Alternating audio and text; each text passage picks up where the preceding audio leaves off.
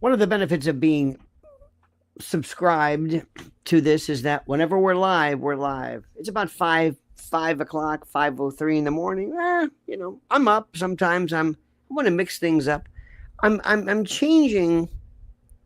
I'm always looking at the mechanics and the metrics of these shows, the numbers, when you hit, what works, what doesn't. And you would be surprised what really works for people and what is successful and what numbers hit. Things that I would not ever imagine would be successful, but they are. I think it's mixing it up. I don't know. I don't want to go through the specifics of this, but those of us in the biz doing this YouTube are always trying to change. Like, what is this? Like sometimes numbers go up, money comes in, money comes out. Certain months are good. It's like, why? What happens? And for some reason, the local walks have been interesting, even though they're like a production disaster, but I find that to be funny. I do things my own way. So today we're going to be talking about a variety of things that's going to blow your mind. Let me start off by telling you right now, I want you to listen to me. For the longest time, I've been talking to you about our good friends at My Patriot Supply, preparedwithlionel.com. I'm not going to spend a lot of time. If I have to explain to you the notion, the benefits of emergency food, if I have to explain to you water purification, generators, MR, whatever it is, they are, listen to me, the premier, preparedwithlionel.com, the premier emergency food source. They used to call preppers, they used to laugh at them. We're not laughing now. Preparedwithlionel.com. Make sure you go and you check out for your family, because I don't know what's going to happen. But if you think those rat bastards are going to sit back and let this president succeed without gumming up the works, you're out of your mind. Preparedwithlionel.com. Go there right now. It's a great deal right now. A great deal. $200 off emergency food kits. Go. I'm telling you, go. Support them. They support us. All right? Good. Now, let's talk about this. I hope you're recognizing the fact that I speak to you differently than most people, okay? I hope you realize. I hope you recognize it. I speak to you differently than most people. Let me see if I can explain this to you in a very nice way. Most people, as you probably know now, don't know what the hell they're talking about. They really don't know. I mean, honest to God, they don't know. We have just as many BS artists, as it were, in our group than in any others. We have so many people that you can possibly, oh my God. It's just the most. We have people, seriously, who are just so full of it. People in our group who talk about these things and they want to, even when it comes to what Mrs. L is doing, even though when it comes to things like, children and whatever, they're going to come in and they're going to save these people and they're going to rappel out of helicopters and say, what are you talking about? Who are these people? So they're there. But I want you to understand something. You've been fed a line of I don't know what when it comes to this notion of Diddy and the like and Epstein and the files. And I'm going to bring you up to speed on something. I'm going to bring you up to speed and I'm going to see if you can put this into perspective, because it's very difficult right now for people to understand it. And I understand how you might be completely confused by this, okay? Listen to me first of all. Laura Loomer, bless her heart, is just busting Pam Bondi's balls. I mean, God almighty. And she's right. Laura Loomer is absolutely, she has no time for being nice and sweet and none, no interest in this whatsoever. And what she's saying is true. She says, are you tired of seeing Pam Bondi on Fox News? I'm with you. Fox News is this distraction. It's this magnet. I don't know what the hell's going on here. But let me explain something to you. Listen to me carefully. There are no Epstein files to release. Do you hear what I'm saying? There are no Epstein files to release because Epstein was never the main story. He was a limited hangout a distraction, a decoy, an operation designed to keep the public's attention fixated on lurid headlines, sensational, exoticized headlines, private islands, celebrity gossip, while the real machinery of corruption remained buried deep within the global financial labyrinth. That's what I'm saying. Jeffrey Epstein was the tip of a monstrous, multi-generational iceberg.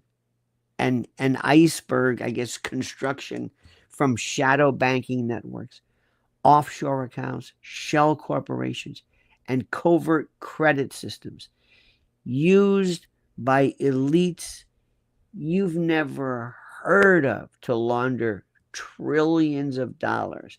Listen to me. Listen. That's what they're about. That's what they're about. I know it's fun to talk about this and it's about, Virginia's Euphrates, and it's that's a tangential issue. It's not that it's not important. It's a different issue. There are multiple issues. The real story isn't about blackmail. It's not about extortion. It's about control, and not the kind of control that comes from a compromat and a grainy hotel room footage. No, this is deeper. This is about a century of embedded financial crime where intelligence agencies and criminal syndicates and the so-called respectable banking class have all become indistinguishable from one another. This is the new mafia, okay? Okay? Now I know Captain says, okay, Lionel, how about we start somewhere? Don't be a schmuck. Don't just stand there, do something. You won Diddy because it has nothing to do with the big picture. You're the problem, my friend. You, and I say this with all due respect, Captain Willie is a low-hanging fruit guy. I can understand this. I don't know what shadow banking is. I don't know who. If I'm going to talk about Palantir and Peter Thiel and cloud technology, you're going to say, I don't know what that means. Give me pictures of Cassie. Give me another picture of Diddy beating the shit out of this woman. What does this have to do with anything? Give me Weinstein. Give me lurid details of forced. That's what you want. You're the problem. I got to start somewhere. No, you don't have to start where. You start at the best. You do triage. Do you know what they're doing? Do you understand what they're doing? The public is just this gullible group of people who believe everything. You think Diddy? Do you really think this is the problem? It's a problem. It's like saying a fentanyl overdose and the Sinaloa cartel. Well, we got to start somewhere. Let's start with that low-level pusher, that guy who sold the laced Tylenol. But what about the big picture? I don't understand the big picture. I understand little things. I want lurid details. I want to know about baby oil and what he ate, and I don't understand what you're talking about. See, that's the problem. I mean, let me explain something to you. This is the most important thing. It's all over. The reporting is there. You have to understand how the entertainment industry, the record business, and even politics have long been tools of financial control. It's not about tracking Epstein's relationships or Diddy's freak-offs. It's about tracking the system. Systems that predate Epstein stretch back to the mafia's influence in Hollywood. There really is no more mafia anymore. This is the new mafia. This is it. It's not John Alite or Franzese or Sammy the Bull or these other people. That is so ancient. That's like Al Capone prohibition. Yeah, they were big in Hollywood and Las Vegas, but now it extends from Wall Street, Silicon Valley, and beyond. People don't even understand yet what AI is about. People like Les Wexner, you don't even know. You want to start somewhere? Start with him. They weren't just friends of Epstein. They were financial architects.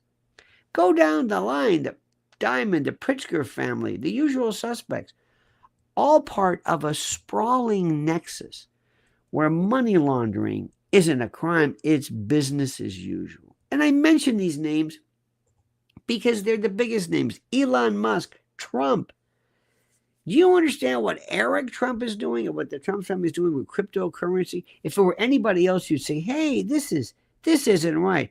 But because we like Trump, what are you going to do, right? Am I right? Of course I'm right. These aren't outliers. These are institutionalized power brokers. They're camouflaged in philanthropy and tech jargon. Let me tell you something. Elon Musk, who do you know that the good guys and the bad guys are almost indistinguishable? Elon Musk and other Silicon Valley, I guess, titans, aren't just quirky billionaires. They're plugged into the same infrastructure: offshore influence, equity manipulation, AI surveillance, synthetic control.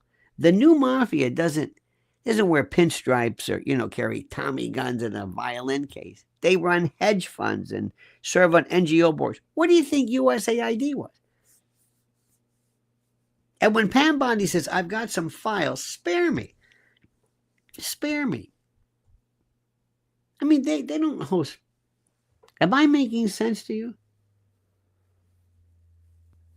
What work? What are you saying? With all due respect, Happy, what does that mean? Do we just say things?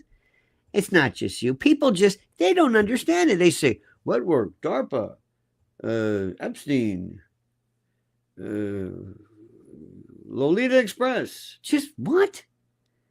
Listen, if you don't understand, just tell me. Be honest. Who doesn't understand this? Who doesn't understand this? Somebody said, do you want to start somewhere? Do you really care about Diddy? Criminal networks operating under cover of national security. Now we're getting someplace. But at the very rung of this, you're going to hear names ultimately. Go down the list. Naomi Campbell. What's she all about? The Kardashians, Oprah. I'm just going to throw names. What do you think these people are about? Everywhere. Bill Cosby, to an extent, was lower. His was more of a private thing. Look at you. The other night we had, there are people I know.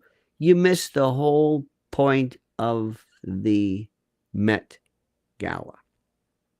Everybody. They talk about dresses and who wore this and who said something stupid. That's not what it's about. That's not what it's about at all. That's not it. I don't even know how to tell you this. How do I explain this to people who are unsophisticated? How do I explain things to people who don't really understand? How do I understand something? People who don't really get what this is all about. How do I explain this? How do I put this into perspective? People who've never understood this. And they think, again, it's about Epstein. And yeah, part of it is, do you really think this is about Ehud Barak and Dershowitz and other people collecting videos? What do you think you're going to do with a video of Prince Andrew? What do you think you're going to do? What? You're going to turn on Prince Andrew? Are you kidding me? Do you really think they're going to say, hey, Prince, you got to do this, but I got this video of you? Excuse me, what? I'm one of you. You think you're going to go to what, Bill Gates? And you're going to tell Bill Gates, listen, you better do something for me. I'm going to turn these pictures on. What? First of all, I'm going to contest them. This was AI. This is nobody. You do know that nobody believes in pictures anymore. Nobody believes in it. Nobody. I don't care what it is. It's not me. A picture's worth 1,000 words. No, it's not. You think this is about blackmail? You think they're still using blackmail? The real mechanism is digital leverage, financial surveillance, algorithmic targeting, AI-enhanced behavioral prediction. Electronic blackmail isn't coming. It's already here. deep profiles, digital dossiers, metadata triangulation, all stored, all monetized, all weaponized. The elites don't need to trap you in a room.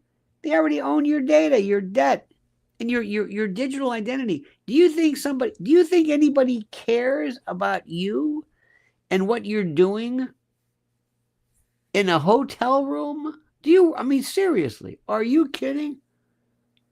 Look at this. Mr. Mike says, I have to say before I forget, Mrs. L crushed it on Atwood yesterday. Hear that?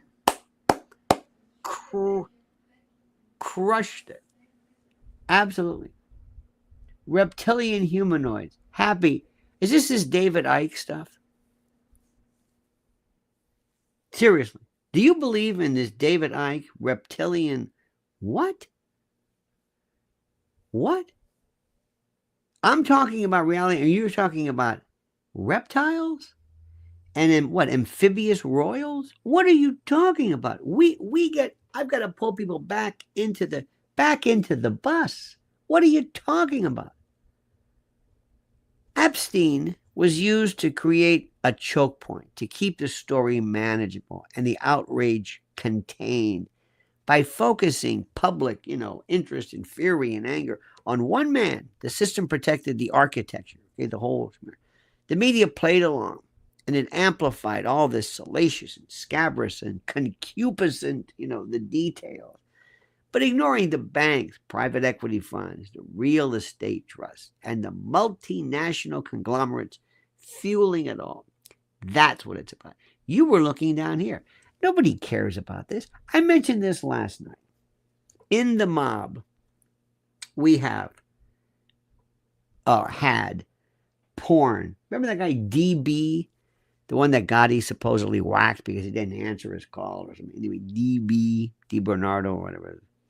Roy DeMeo. They had all the skin shops and the peak of the booths and all that crap on Times Square and adult books and all that crap. And with porn came all kinds of dark, nasty. Mob's not going to look the other way. They didn't have any morals. Everything you can imagine. I'll leave it at that. Use your imagination. Of course they were part of that. But that was the bottom rung. If I went to Paul Castellano and said, "Are you into porn?" He'd say, "What? Porn? Oh, yeah, well, yeah, okay, a little bit. We're into porn, a little bit of sometimes they would extort businesses and shylocking on the street and numbers, and that was a part of it. But the big stuff, construction and big labor and all of that, that's where they make oh, God. That's what this is about. But see, somebody said before, we got to start somewhere. You're looking at Diddy because he's identifiable. And plus, two, here's this stupid black guy who thought he could make him with this crystal. Look at all these thugs. There is a part of this. Because deep down inside, you may not say it, but a lot of folks hate hip-hoppers, hate them. They throw it into this kind of a ghetto, vile, kind of militant black, angry Jasmine Crockett, Fanny, all this, a lot of these crazy, and they won't say it, but it's true. Look at Lori Cuck there, ladies and gentlemen. Lori's up. She's ready to go. Them bastards are clever devils. By the way, what's favorite Chicago album to jam? To jam? I've got a lot of them. By the way, if you want to hear some of the best stuff, listen to Street Player. I forget what album it was. This is what Cetera was at his best, with Maynard Ferguson doing the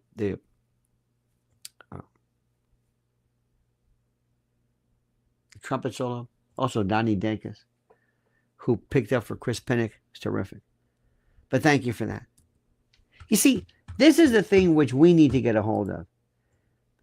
We can't get into conspiracy theory. We have to get into conspiracy realism. You see, the documents are public and the patterns are visual. Follow the money, not the headlines. Look at the DOJ settlements. No one talks about. Look at HSBC's wrist slap for laundering drug cartel money. Look at how Deutsche Bank paid fines for Epstein's accounts. And then there's also the others, the chase and everything too. This is where Jamie Dimon comes in. Jamie Dimon is directly involved in trafficking or anything like that, but still he's a part of this superstructure. No executive saw a day in jail.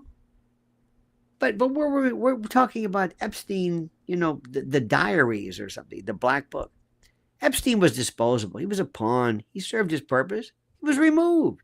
The story was never about him, and you were satisfied. You figured the story's over. He's a limited hangout. Does everybody know what a limited hangout is? Be honest with me. Does everybody know what a limited hangout is? What is the definition of a limited hangout? That's the story. Everybody know? Because I want you to master this. This is the critical thing. I've been talking about it for a million years. A limited hangout is a term, an intel term. Nixon mentioned it. It's kind of weird. It's like, what's hanging out? It's a weird phrase. But a limited hangout is from intelligence conspiracy context, conspiracy where two or more people involved in a particular engagement in criminal conduct. But it refers to a strategy where a partial truth, a partial exposure, a selective partial revelation, information, deliberately revealed partially to the public to distract from a larger, more damaging, more critical truth. You give part of it up. Now, the goal is to satisfy curiosity or to appease scrutiny while keeping the full kind of scope of the endeavor hidden. Think of it as a controlled leak, admitting to a lesser scandal to avoid exposing a bigger one. Also, it's a distraction. For example, a government might release minor details about some controversial operation to divert attention from a bigger one, more unethical activities. Remember, the first thing people jump on, they blow up, to use a wrestling term. They exert all of their attention and all of their efforts in analyzing the initial thing that is given out. They don't have time to say, wait a minute, that's not it. The term is often attributed to former CIA Director Richard Helms, and it gained attraction in discussions around Watergate. We've been hearing about this term forever, and it's something which is really, really, really critical. You have to use it. It's like if you're going to be caught with something. What does Laurie say here? Laurie says, they put out bait to throw us off. Yes. But it's not just bait, Laurie. It's little bait. I'm hanging on Eric T. Walter's wisdom. Yes. By the way, tonight I'm going to be talking to our good friend Charles Ortel about the latest. That's always a good one. I don't do a lot of interviews because, but they're very, very good. So what's happening here is, let me see if I can give you a story. They love to say things in broad daylight. They love to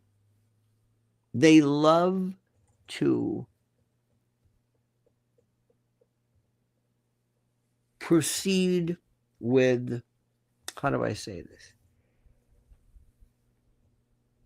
They love to expose things that are limited in many respects, but they don't really get the big picture. Give you an example. The other day, there was the Met Gala. The Met Gala is where the real eyes wide shut folks, they're running for the hills. They don't know what to do. They're really scared now. See, they had a run with Joe Biden. I mean, but not only there, that was a part of it. When we don't know what Doge cut out yet, they're not done yet. It may look, just because you think, Elon is, boy, he was there every day. He was sleeping on the couch and then he's gone and all that stuff. They're not done with that. They're not done with that at all. Not at all. You see, that's one of the most important things in the world. That's what's critical. You've got to understand this thing, which is really interesting. They're not through with that. Now, U.S. aid, let's call it that, was basically the funneling device. It was the paymaster for everything. Buying subscriptions. Oh, you got a magazine? No problem. Oh, Politico's not selling? We'll spend $1 million in subscriptions. How is that? Are you happy? We'll do that. We'll do whatever you want. Mrs. Stacy Sullivan said, morning coffee on treadmill and watching the Lionel. Maybe fairy tales of monsters were uneducated. Maybe fairy tales of monsters were how uneducated we're taught in the past. Yes. By the way, good for you with the treadmill. Remember, you need just a little bit of activity to have the most profound effect on you, not only cardiovascularly, but in order for you to jump to the next level, you need so much of a greater increase in activity that it's noted. What I'm trying to say is just do anything. Just relax. Put on music. Just move. That's all. Continuous. Have your body say, what's he doing? He's moving. Okay. I can't say that enough. Very, very good. I saw a story the other day for Peloton. Remember when Peloton was so huge during the COVID? Peloton, it was going off there. They were going crazy. Whatever. I like walking around with my camera, talking or pointing. Last night on Times Square was wild. But let me go back to what I'm saying. Nobody. I could walk into any newsroom, any talk radio, anybody and say, what do you know about the Met Gala? Anything? No. Nothing. What do you know about symbology? What do you know about this? What do you think about the occult? What do you know about this? I don't believe in Satan, but I believe in Satanists. Years ago, there was a fellow named Maury Terry, and Maury Terry was the one who really spilled the beans on the Son of Sam. That the Son of Sam, that was all bullshit. That story was, he was there because they were doing snuff films. That's right, snuff films. He wasn't present in half of those things. I think it was a Stacy Moskowitz. They were filming actual, think about this, murders. You want to put a price on that. Anybody ever see that? You see, the way that people, you have to understand, just like anything else. Have you ever taken a drug?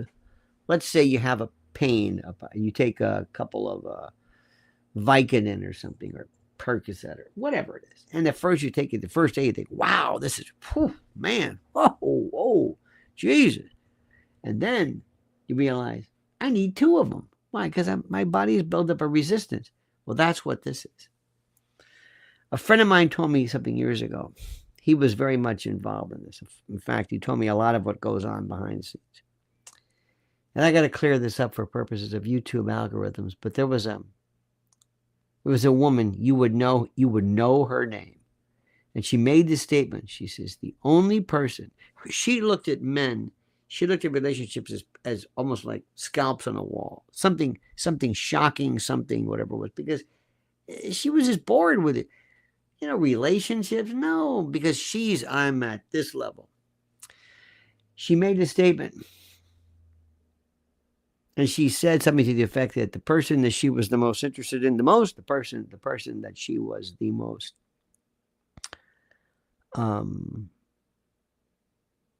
focused on was her son. You heard me. Her son. I don't know if it ever happened. I don't know if it ever came about. But my friend who was there and kind of overheard this said the reason why what was said was, he is the only one who will say no. You hear what I'm saying? When you start off, you are Robert Plant, Jimmy Page, Mick Jagger, Madonna, Beyonce, Jay-Z. You are in a stratosphere, and you're the person I want. Remember, I'm not Anton LaVey. I'm not some Satanist. I want you. You're the one I like. Well, this is good. This is good. Sometimes people like to do it just because they like to do it. And the next thing you know, keep an eye on them. They have parties. Look at this. Brian says, hit that like button. Thank you, Bri. Thank you for that. So they see somebody. They see somebody. They say, ooh. And you're Mick Jagger. I'm not saying, I'm just giving an example. And God knows the Beatles, from what I understand, were pretty, put it this way, the Stones were considered pretty wild. And Charlie Watts was a real straight arrow, and a lot of people were. Anyway, so you go to a party. Now you're 20-something years old. Remember when you're 20 years old and you were just a bum in college? You know what I mean? You were a wild man because you're young at the time. You don't know. Sometimes people are rational. Sometimes people aren't. They go crazy. Well, you're Mick Jagger. And they're throwing people at you. And women want to kill to be with you. You can do whatever you want. You want 2, 3, 5, 10, a room. You want drugs, champagne. What do you want? The world is your oyster. So you don't pay for bills. You don't even know where your money is. You got accountants. You don't even know anything. You don't know how much you've got. You don't know anything. And you're primed for, by the way, being ripped off. So what do you do next? Twins. I want twins. Okay, twins. Mother and daughter. Families, grandmothers, Shetland ponies. You're out of your mind. You're just, what can I do next? And then somebody says, hey, what kind of watch is that? Oh, that's a Jacob. Is a guy Jacob, Jacob, the stars on 57th Street. Oh my God, you get these watches. Wow, it's a Jacob. What's that? Well, that's not gold. I wear platinum. One time, Mrs. L and I were at the TikTok Diner on Route 3. This is down the street from, I still call it the Meadowlands. And the Stones came in. Mick Jagger came in. It's right down the street. It's kind of a popular place. And Jersey diners are just another world. Anyway, there was a kid behind me, very respectful, dripping in platinum, big like a horse. I don't know who he was. He must have had $1 million. I'm telling you, in platinum, white diamonds. What do you think he's going to want next? He did that because somebody else has it. So this one has a party. This one's got a party. You've got Diddy, he's got his Hamptons white party. They want to go to the white party. And it just keeps escalating. And then somebody gets into this.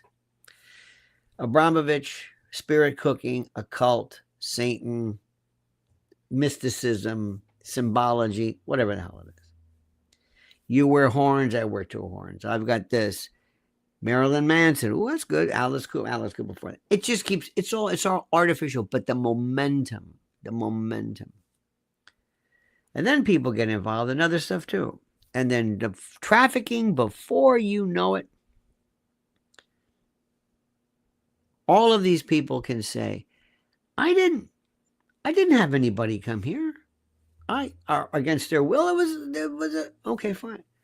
That's down at this level. But at a higher level, above that, do you think the cartel, the big banks around the world are making money from what? From trafficking? A little bit. But not really. Sometimes trafficking took place just to appease people in the business. There were people in the music business. There was you got to read this book called Vegas Concierge by Brian Joseph. Mrs. L had what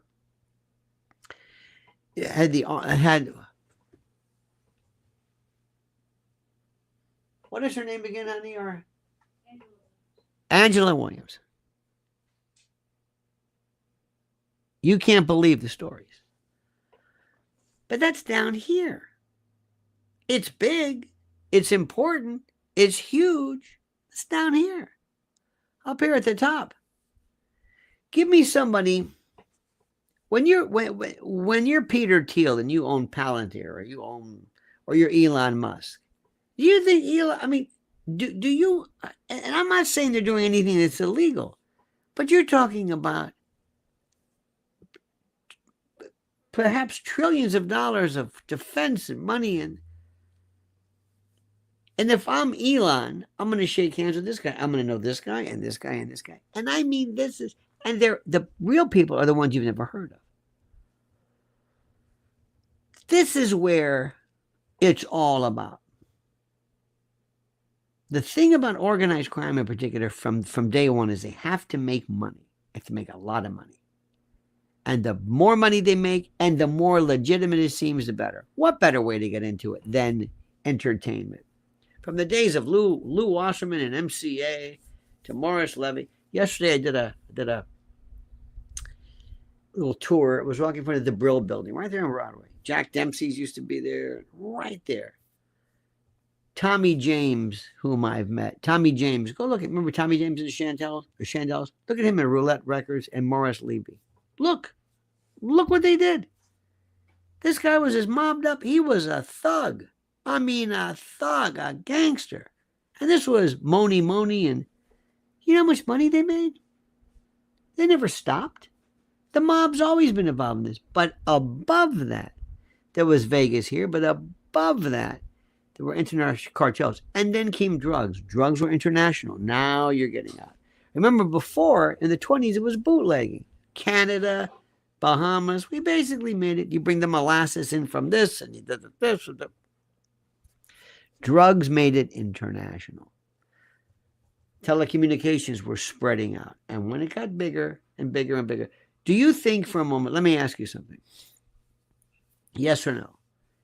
Do you think the drug cartels can be taken out? Do you believe the drug cartels can be actually taken out? Do you believe the drug cartels can be taken out? If we wanted to stop the drug cartels, we know who they are. You know who the intel is. El Chapo this, El Chapo that. Do you think, seriously, the United States Army, anybody, 82nd Airborne, let's assume that whatever her name is, Schmingenhausen, whatever her name is from Mexico, you think maybe she could say, listen, you can do me a favor. Can you help us take out the Cali cartel, West Colombia, but the Sinaloa, whatever? Yeah, sure. Do you think so? I think so. I think so. I'll get this one. Do you have the intel? We got the 5, 10 people. Okay, we'll take them out. I take the top 10 people out. See, they're not. Let me explain something to you. What Lucky Luciano did with the mob is something that nobody else did. It's the reason why the Westies didn't work. It's the reason why the Uptown Harlem, Nicky Barnes, and all that. What Lucky Luciano said was, I want to make sure that when I leave, if something happens to me, the organization goes on. Lori says USA GDP will go down without drugs. Well, yeah, but we'll get to that in a moment. You're right. Well, maybe. We'll see. But what happens is, in the mob here, the commission trial that Giuliani did with Fat Tony, Carmine Persico, Tony Duxcarello, Gotti, Paul Castellano. Do you think that killed the mob? No. Why? Because Lucky Luciano specifically said, I want to have the boss, the underboss, the consigliere, the capo decima, all these names. So that whenever there's somebody who's removed, the organization continues. Other people didn't do that. The Cali cartel, I keep saying Cali, the Sinaloa and others, if you remove the top guy, bottom guy, second guy, third guy,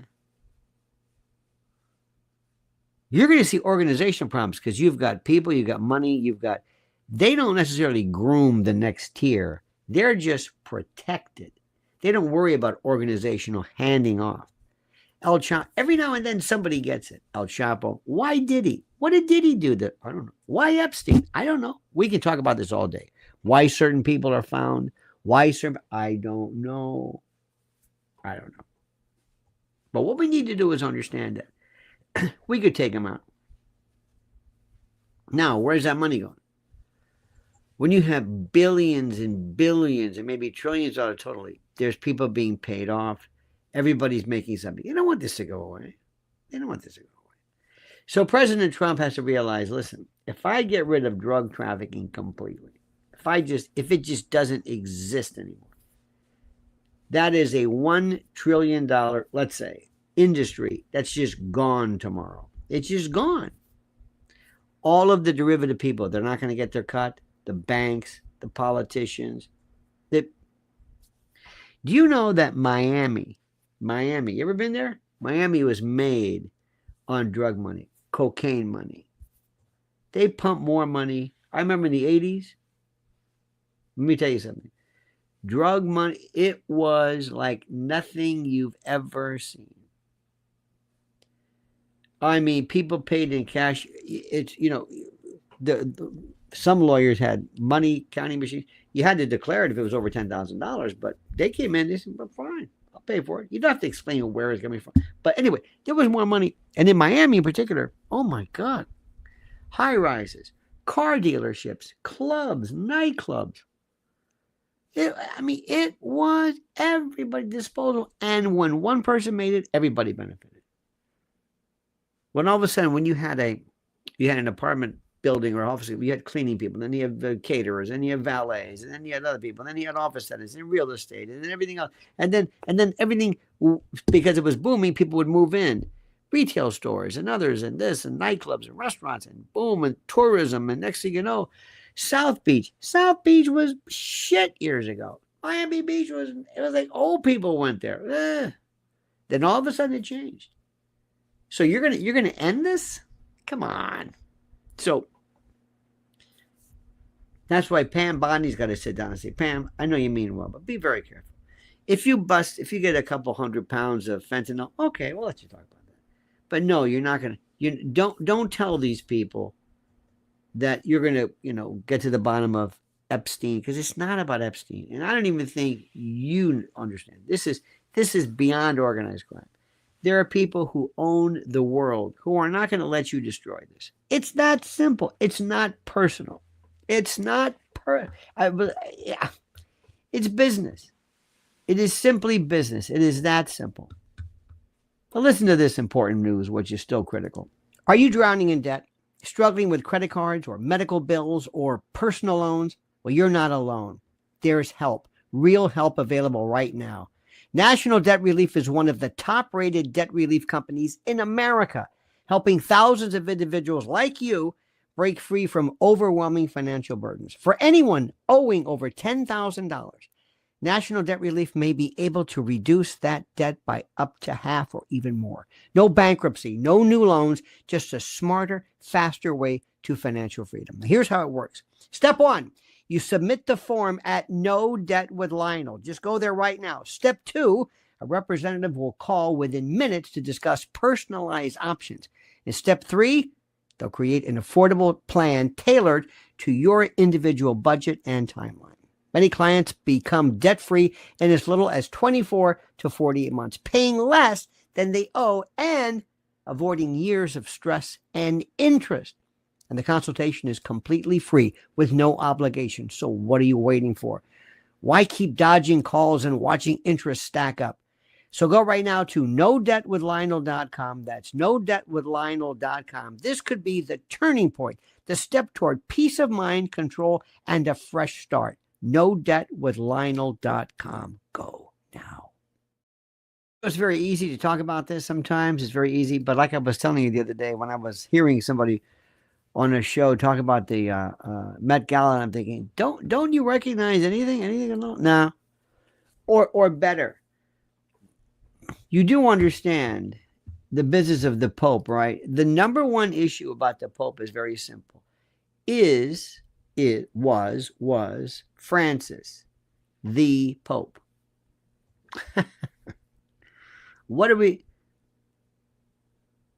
The last pope may have been Benedict Ratzinger. The last pope.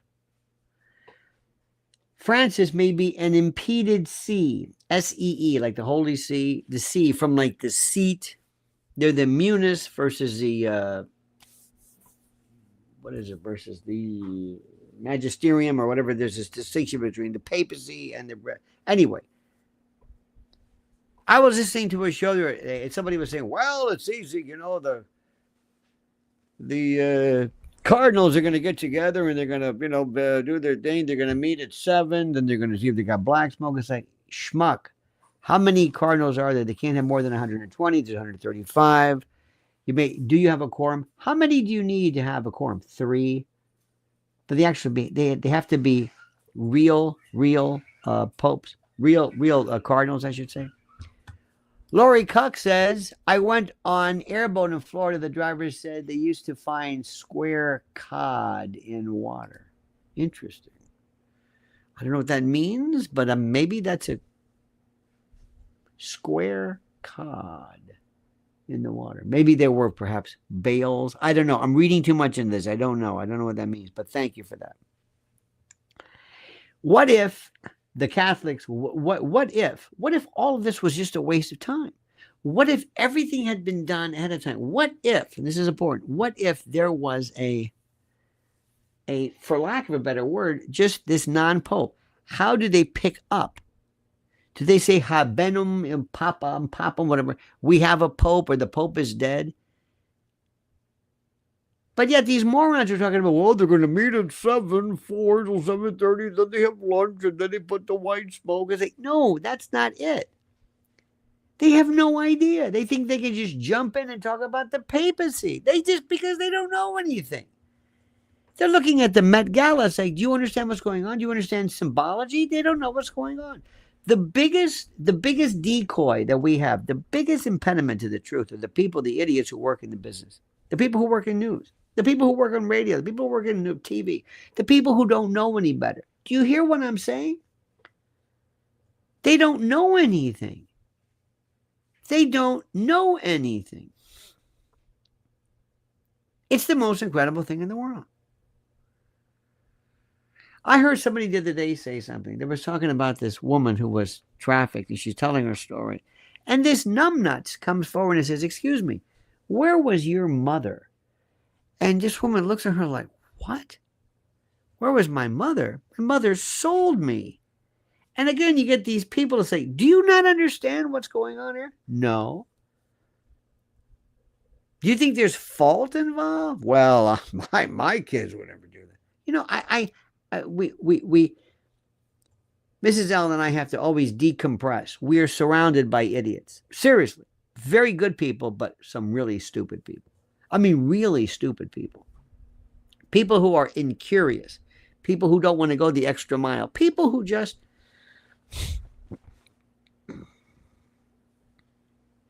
So interesting. I was talking last night to Jim Kerr went to a SAG meeting. It was interesting. It's great. Oh my God. He's a legendary New York jock. Carol Miller, overnight, been around forever. I mean, great people who've been from the 80s in music. And we're talking about, well, where do you think things are going today? There's Lori Cuck. Lori says, Eric said a bunch of people know in Rome. Oh, yes, they do. In fact, you can look up the impeded SEE, the impeded C. Just put it in YouTube. It's big. Also, the St. Gallen Mafia. Look up that. They know this. See, everybody knows this. Everybody knows this.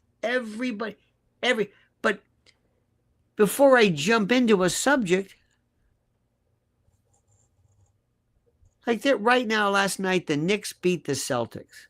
Okay, I guess that's good. If I were to go on TV or whatever and talk about it, I would do so much research and I would talk to people.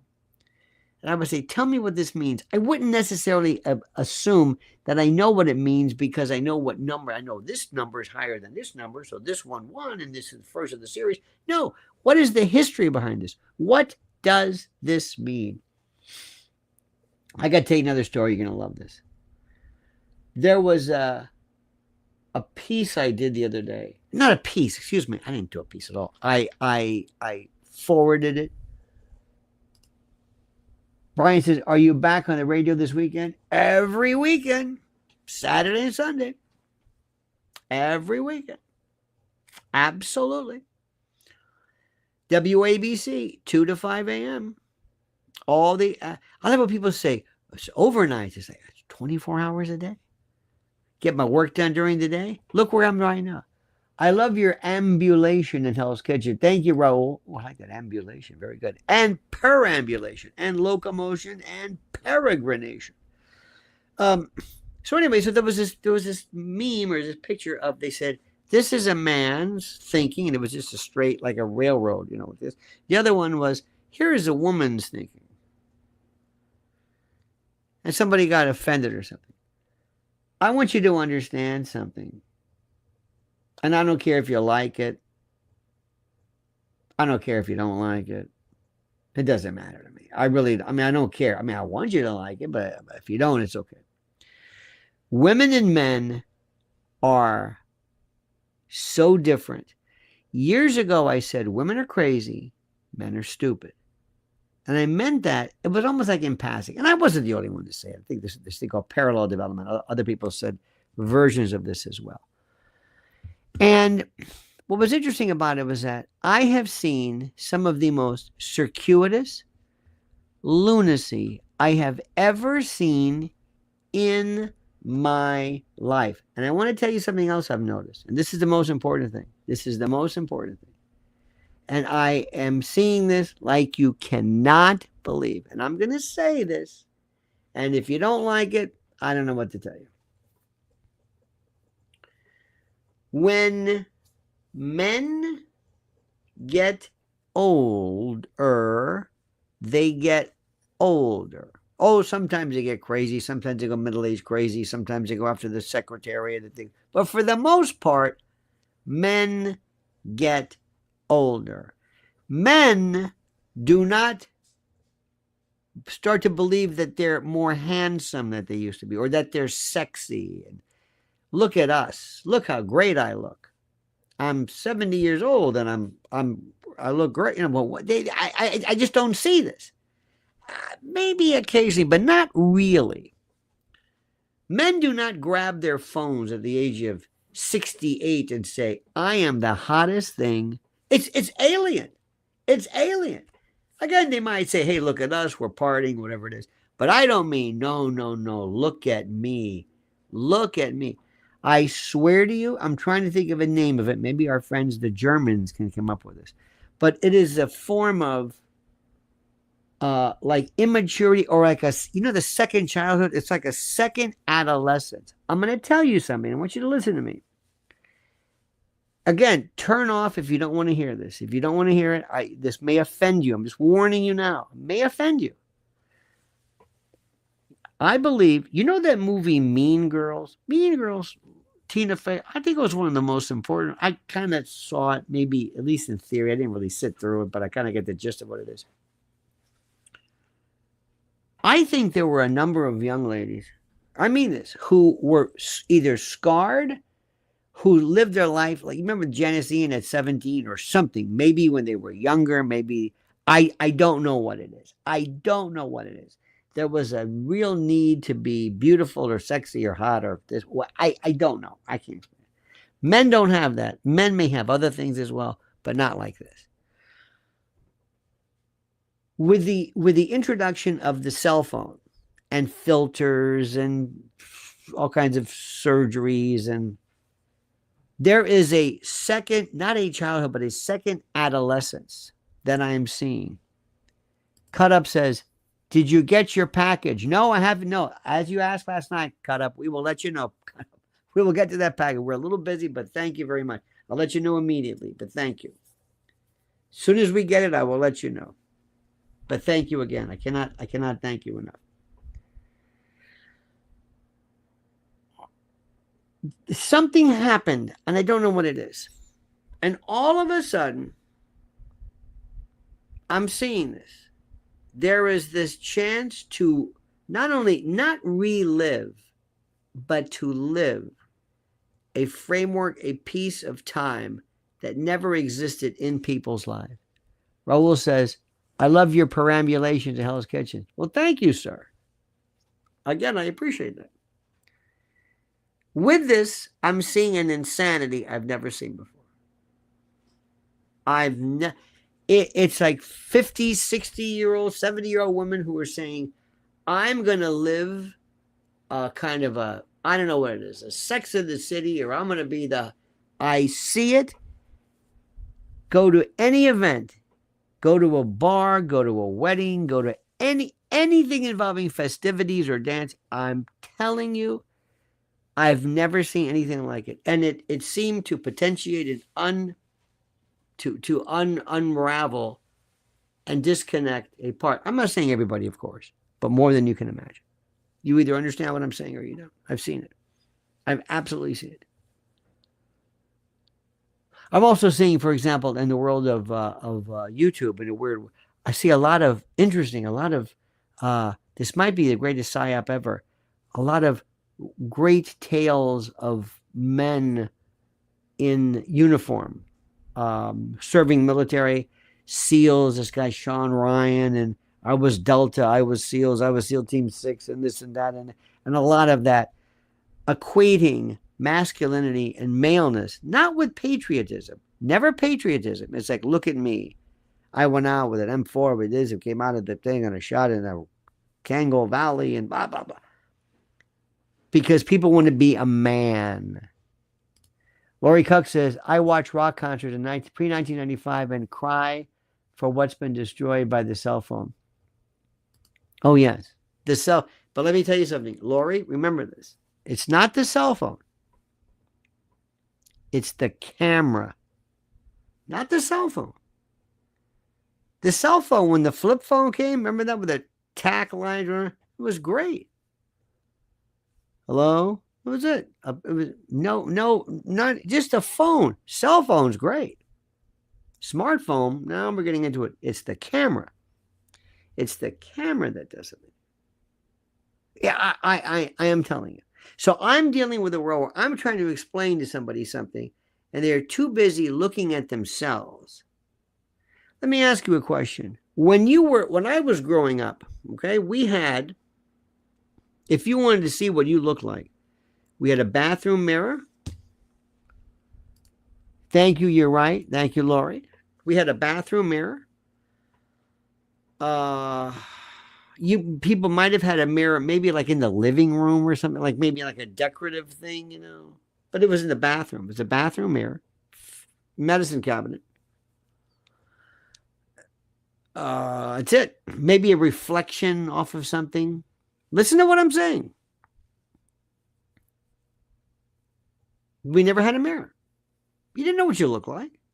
I mean, a little bit. Not really. Men and women. Brian says, when the next foot patrol? Never know. Be on the lookout today, Brian. That's why you got to make sure you were subscribed to LionelNation. I mean that. Thank you for that. Let me go back to what I was saying. We had no mirrors. If we took a picture, your mom or somebody had like a brownie or a Polaroid or something, you took a camera out and it was an event, birthday party, was something. I never saw my mom in the bathroom taking a picture of herself in the mirror and then taking the film, going to Eckerd's, dropping it off and picking it up. Never. It was unheard of. Nobody did this. You just take pictures of yourself? No. It was inconceivable. Why would I do that? Well, to show how hot I am. What? Then there was something called, not glamour shots, but they would be in the mall where you would go and you would have this weird look, and look at a glamour shot. That was it. You maybe had a picture of yourself. Maybe you had, we had a book of pictures, like, photographs. But that was it. We didn't constantly. There was a comedian one time who said, here I've got 2,000 pictures of my grandfather. So nobody does that. That changed. But from that, Brian says, or take pictures of your feet. Yeah, that used to be that's the one where you're at the beach and you're always shooting. Men and women do it, but women in particular, shooting down their feet. But the perspective makes their calves look like pachyderms because of the perspective. Kind of like the Mueller-Lyer illusion or parallax, which is the most stupid thing in the world. I understand what the beach means. I understand you've got your shoes off. I know what that means. School pictures, LOL. Yes, school pictures. We had school pictures, which are historically the worst. We had a guy in our school. It was like, I'm not going to mention his name. It was a long time ago, but he was Cuban, and it was our friend's father who owned this place. So we would all go for the school pictures. Maybe, or they'd come to you, they set up a room. So we walked in there and we came after PE. It was the worst. I came right up to your face. No light, no, it was horrible. Just one shot. The flash was off. And he said, say whiskey. He meant to say whiskey. So that he thought maybe that's kind of like a version of cheese. Say cheese, whiskey. And we'd say, what? And click. All of our class was like this. We look like retarded. Like we don't understand. Click. Wiki. Click. Horrible. This is the only year I think my parents said, we're not going to buy these. I saw dozens of 60-plus women dancing alone in a club. It's scary. That's all I want to say. And it's not dancing because it's like I have to dance. They're dancing because they're trying to reconnect with something that I wish. Granted, there's the exception. All right. So here I am pushing my way through, trying to talk to a group of people who take pictures of their feet or their food. Let me tell you something. Go to Times Square, everybody's on their phone. Well, I'm on my phone, but I'm holding it up, taking pictures of people. I like walking behind people and just commenting on stuff. So we're losing this.